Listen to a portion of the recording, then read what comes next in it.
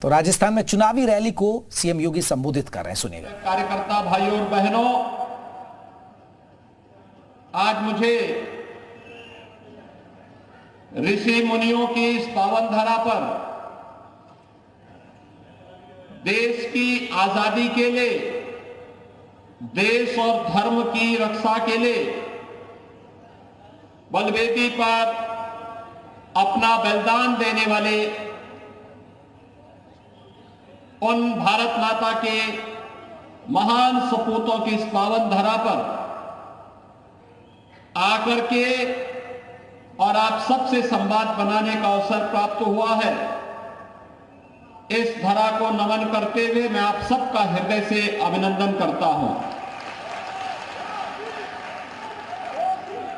भाइयों बहनों,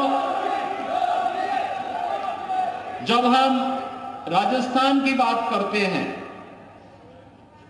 तो देश और के शौर्य और पराक्रम की बात सामने आने लगती है। देश का शौर्य, देश की भुजाएं, युवाओं की भुजाएं फड़कने लगती हैं, क्योंकि राजस्थान भारत का शौर्य का प्रतीक है। राजस्थान भारत के पराक्रम का प्रतीक है। और याद रखना, जहां शौर्य और पराक्रम होगा उसकी आधारशिला भक्ति में होगी। ये भक्ति और शक्ति का अद्भुत संगम है। धर्म है तो कर्म है और कर्म है तो धर्म है। दोनों जैसे एक दूसरे की पूरक हैं, ऐसे ही शक्ति और भक्ति दोनों एक दूसरे की पूरक हैं। और राजस्थान देश और दुनिया में उसका प्रतीक है, उसका सिंबल है। और भाइयों बहनों, इसलिए भक्ति और शक्ति की धरा को कोटि कोटि नमन करता हूं। आप सबका मैं हृदय से अभिनंदन करता हूं। भाइयों बहनों, राजस्थान पिछले 5 वर्ष से करा रहा है। 5 वर्ष पहले राजस्थान डबल इंजन की सरकार के नेतृत्व में विकास की एक नई राह पर आगे बढ़ा था। विकास की बुलंदियों को छूता हुआ दिखाई दे रहा था। विकसित राज्यों की श्रेणी में आता हुआ दिखाई दे रहा था। राजस्थान, जिस राजस्थान का अपना गौरवशाली इतिहास है, जिस राजस्थान ने देश की आजादी के बाद देश की लोकतंत्र को जब कभी कुचलने का प्रयास हुआ तो उस दौरान श्री भैरव सिंह शेखावत जी के नेतृत्व में बनी गैर कांग्रेसी सरकार के नेतृत्व में एक नई राह पकड़ी थी कि हम विकास भी करेंगे, पर्यटन की सुविधाओं का विकास भी करेंगे और रोजगार का सृजन भी करेंगे। अन्नदाता किसानों के चेहरे पर खुशहाली भी लाएंगे। इस दिशा में जो एक प्रयास प्रारंभ किया था, तेजी के साथ आगे बढ़ते हुए श्रीमती वसुंधरा राजे जी के नेतृत्व में, इससे पहले विकास की जिन नई ऊंचाइयों की ओर, बुनियादी सुविधाओं को आगे बढ़ाने की ओर जिस राजस्थान ने तेजी के साथ कदम बढ़ाए थे, पिछले 5 वर्ष में वह तो अवरुद्ध हुआ ही। इन 5 वर्षों में राजस्थान भ्रष्टाचार में नंबर 1 आ गया, अराजकता में नंबर 1 आ गया, गुंडागिर्दी और अपराध में नंबर 1 हो गया, महिला संबंधी अपराध में नंबर 1 हो गया। भाइयों बहनों, सबसे महंगी बिजली, सबसे महंगा डीजल और पेट्रोल और हर प्रकार की व्यवस्था का कारक राजस्थान हो गया। महंगाई के साथ साथ हमारा युवा नौकरी और रोजगार के लिए भटकता है और यहां पर सबसे ज्यादा पेपर लीक की घटनाएं राजस्थान के अंदर हो रही है। भाइयों बहनों, इसीलिए आज मैं आपके पास आया हूं। जब भारत बदल रहा है, प्रधानमंत्री मोदी जी के नेतृत्व में एक नए भारत का दर्शन 142 करोड़ की भारत की जनता कर रही है, और जब पूरी दुनिया के अंदर भारत का सम्मान हो रहा है, आज जब प्रधानमंत्री मोदी जी दुनिया के अंदर किसी भी देश में जाते हैं, पूरा देश पलक पावड़े बिछा करके मोदी जी के स्वागत के लिए खड़ा होता हुआ दिखाई देता है। भाइयों बहनों, ये सम्मान मोदी जी के साथ साथ 142 करोड़ भारतीयों का सम्मान होता है। भारत के प्रति दुनिया का नजरिया बदला है।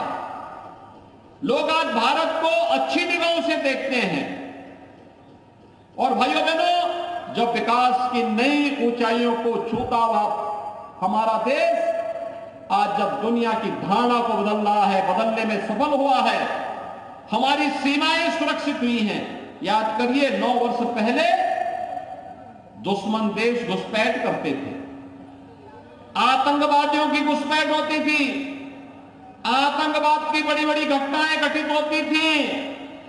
लेकिन आज आतंकवादियों को और आतंकवाद के आकाओं को ही पता है कि अगर उन्होंने घुसपैठ की, आतंकी घटना को अंजाम दिया तो आतंकवादी तो नष्ट होगा ही होगा, उसके आकाओं के ठिकाने भी नष्ट किए जाएंगे। ये नया भारत है, ये नया भारत है। छेड़ता नहीं है, लेकिन कोई छेड़ता है तो उसको छोड़ता भी नहीं है। भाइयों बहनों, ये नया भारत है। हम लोग दुनिया के अंदर दुनिया की मानव कष्ट में पड़ी हुई मानवता को राह दिखाने का काम भी करते हैं, लेकिन अगर किसी ने आंखें दिखाने का प्रयास किया तो उसकी आंखों को हथेली पे निकालने का काम भी करते हैं। ये भारत, नया भारत समस्याओं का नाम नहीं है, ये नया भारत समाधान का नाम है। प्रधानमंत्री मोदी जी के नेतृत्व में हर समस्या का समाधान आज भारत के पास है। कांग्रेस ने आतंकवाद दिया, मोदी जी ने उसका समाधान धारा 370 को समाप्त करके दे दिया। कांग्रेस ने नक्सलवाद दिया, मोदी जी ने नक्सली ठिकानों को समाप्त करके इसकी समस्या का समाधान दे दिया। भाइयों बहनों, कांग्रेस ने अलगाववाद दिया, मोदी जी ने कनेक्टिविटी के माध्यम से इसकी समस्या का समाधान किया। सेना का और सेना का पुलिस बलों के आधुनिकीकरण के माध्यम से जनता जन समस्याओं के समाधान का मार्ग प्रशस्त किया। भाइयों बहनों, कांग्रेस ने देश की जनता को अभाव से त्रस्त किया था। मोदी जी ने देश के अंदर इंफ्रास्ट्रक्चर का एक नया मॉडल दिया। नए भारत में आज विश्व स्तरीय वैश्विक इंफ्रास्ट्रक्चर है। Highway, railway, airport, AIIMS, IIT, IIM और 1 डिस्ट्रिक्ट 1 मेडिकल कॉलेज की देखते अब प्रधानमंत्री मोदी जी की देन है। हर घर में योजना प्रधानमंत्री मोदी जी की देन है। और भाइयों बहनों, गरीब कल्याण के लिए जो 55 वर्षों में नहीं हो पाया, वो मोदी जी ने मात्र 9 वर्ष में करके दिखा दिया। आप सोचिए ना, 12 करोड़ गरीबों को शौचालय मिल गए, 4 करोड़ गरीबों को आवास मिल गए, 12 करोड़ गरीबों को 6,000 रुपए हर वर्ष प्रधानमंत्री किसान सम्मान निधि का लाभ मिल रहा है। 4 करोड़ गरीबों के घर में बिजली के कनेक्शन पहुंच गए। 9 करोड़ 60 लाख गरीबों के घर में उज्ज्वला योजना का रसोई गैस का सिलेंडर भी पहुंच गया। भाइयों बहनों, वनवासियों का, गिरिवासियों का, आदिवासियों का सम्मान कैसे होना है, 15 नवंबर की तिथि जनजातीय दिवस के रूप में मना करके प्रधानमंत्री मोदी जी ने जनजातीय गौरव को आगे बढ़ाने का काम किया। आज उनके उत्थान के लिए नई नई योजनाएं चल रही हैं। बाबा साहब भीमराव अंबेडकर को सम्मान देते हुए पंच तीर्थों का विकास ये प्रधानमंत्री मोदी जी की देन है। भाइयों बहनों, सरदार वल्लभ भाई पटेल, लौह पुरुष सरदार वल्लभ भाई पटेल को सम्मान देने का काम ये प्रधानमंत्री मोदी जी ने किया। दुनिया के अंदर उनकी सबसे बड़ी प्रतिमा का निर्माण प्रधानमंत्री मोदी जी ने स्थापित किया। कि नया भारत देश की सीमाओं को सुरक्षित करता है, विकास की बड़ी बड़ी परियोजनाओं को लेकर के आता है, गरीब कल्याणकारी योजनाओं को प्रभावी ढंग से आगे बढ़ करता है और दूसरी ओर सुरक्षा का एक बेहतर वातावरण भी देता है। संकट में अपने लोगों का कैसे संबल प्रदान किया जाता है, ये तो आपने देखा होगा। कल के भी और आज के भी समाचार पत्रों में था कि अमेरिका में, चीन में, दुनिया के तमाम देशों में कोरोना के मामले तेजी के साथ बढ़ रहे हैं और भाइयों बहनों, भारत में हम लोग हजारों की संख्या में एकत्र हैं। कोई कोरोना का भय नहीं, क्योंकि मोदी जी ने 2 वैक्सीन जो दे दी, ये वैक्सीन फ्री में वैक्सीन, और फ्री में वैक्सीन के पहले फ्री में टेस्ट, फ्री में उपचार और 3.5 वर्षों से फ्री में राशन की सुविधा भी तो दी है मोदी जी ने 80 करोड़ लोगों को। अब याद करिए, दुनिया के अंदर कोरोना से उभर भी नहीं पा रही है, मोदी जी ने 80 करोड़ लोगों को 3.5 वर्षों से फ्री में राशन की सुविधा दी है। अगले 5 वर्ष तक फ्री में राशन मिलेगा और इसीलिए आज मैं आपके पास आया हूं। भाइयों बहनों, कांग्रेस के समय वैक्सीन आती ही नहीं, और अगर वैज्ञानिक वैक्सीन दे ही देते तो भाइयों बहनों ये भी कांग्रेस के नेता ब्लैक कर देते। आखिर कांग्रेस ने क्या दिया?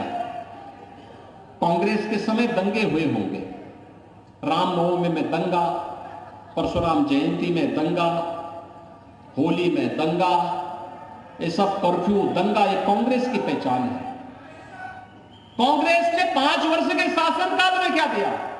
यहां पे आपको बजरी माफिया दे दिया होगा, खनन माफिया दे दिया होगा, वन माफिया दे दिया होगा, पशु माफिया दे दिया होगा, संगठित अपराधों में लिप्त माफिया दे दिए होंगे।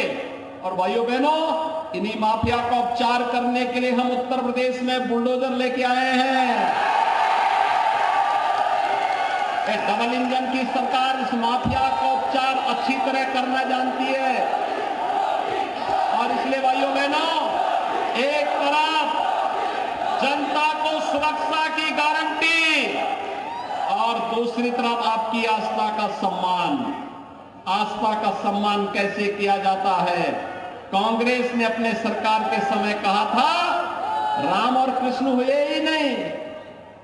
आप याद करिए, हमारे यहां राजस्थान में जब हम आपस में मिलते हैं तो 2 ही संबोधन होता है, जय जोहार का और राम राम सा का।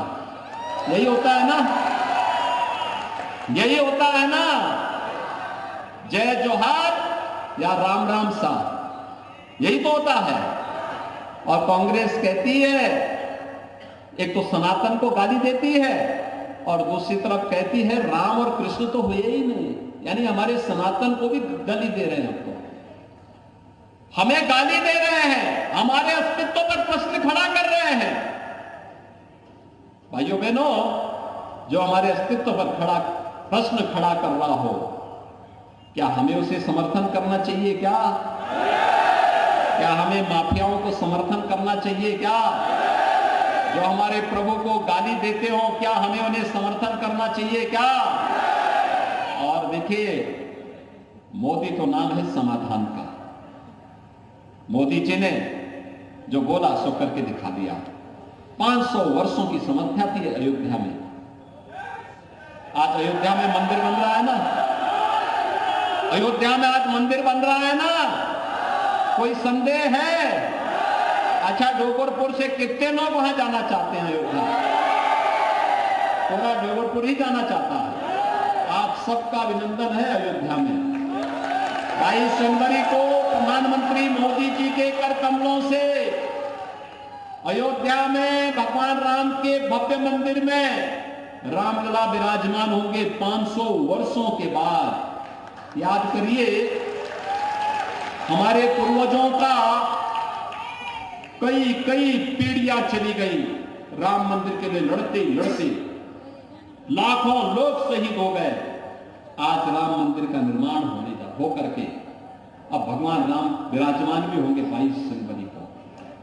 और भाइयों बहनों, हर हिंदुस्तानी की इच्छा है कि प्रभु राम के मंदिर में मैं भी दर्शन करूं। और क्यों नहीं हो? राम हमारे पूर्वज हैं, हम तो उस विरासत के हैं।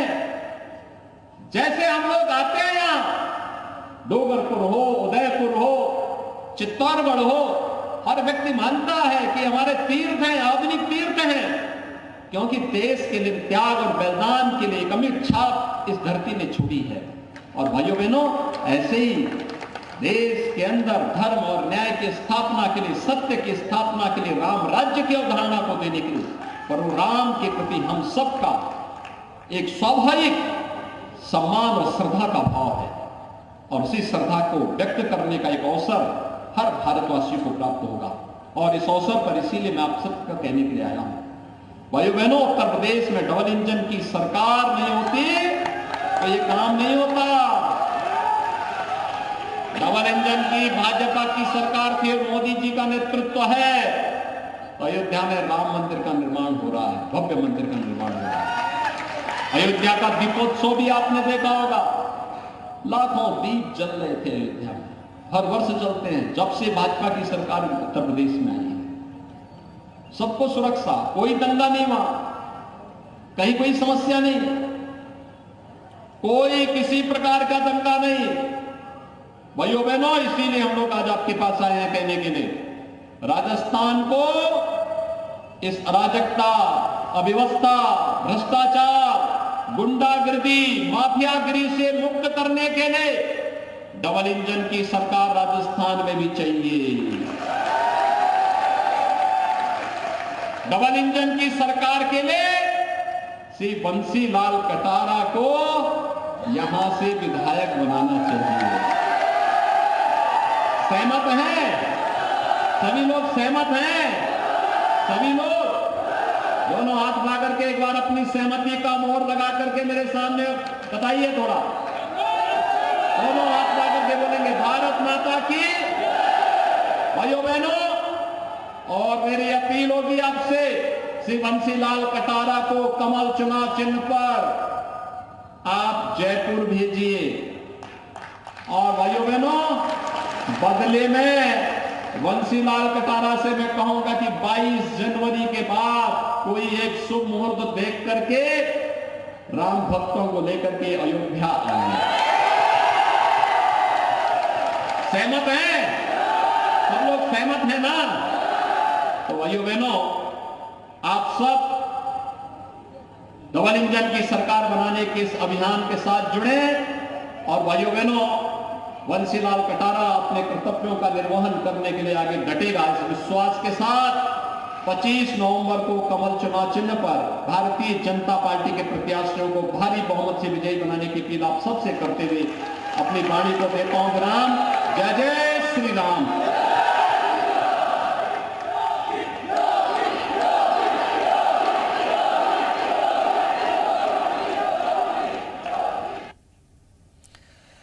तो सीएम योगी का संबोधन डबल इंजन की सरकार बनाने की अपील करते हुए राजस्थान में, और कहा कि आप इनको विधायक चुनिए और फिर ये आपको लेकर आएंगे अयोध्या। राम मंदिर का जिक्र करते हुए उन्होंने कहा कि राम मंदिर में रोड़ा थी कांग्रेस, लेकिन अब राम मंदिर बन रहा है। जब से बीजेपी आई है दीपोत्सव कार्यक्रम हो रहा है। उन्होंने यूपी के बुलडोजर मॉडल की भी बात कही। उन्होंने कहा कि यूपी में बुलडोजर मॉडल अब सफल हो रहा है।